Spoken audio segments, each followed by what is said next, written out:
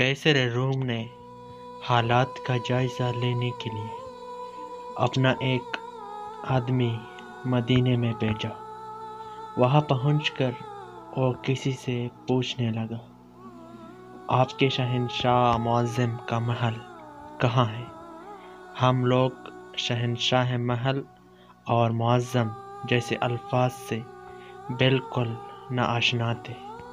آپ یہ بتائیں کہ ملنا کس سے ہے؟ کہا مسلمانوں کے بادشاہ سے۔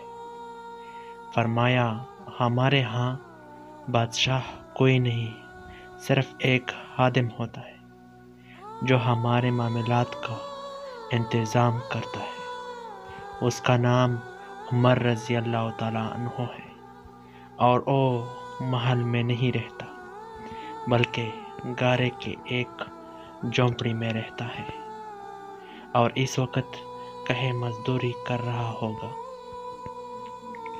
رومی یہ سن کر بڑا ہی حیران ہوا اور آپ رضی اللہ تعالیٰ عنہ کی تلاش میں چل پڑا۔ ذرا آگے جا کر دیکھا کہ عمر رضی اللہ تعالیٰ عنہ سر کے نیچے درہ رکھ کر مٹی پہ سوئے ہوئے ہیں۔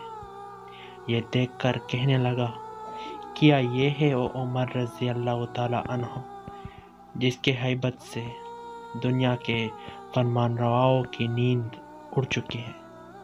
اے عمر رضی اللہ تعالیٰ عنہ، تم نے انصاف کیا اور تمہیں گرم ریت پر بھی نیند آ گئی۔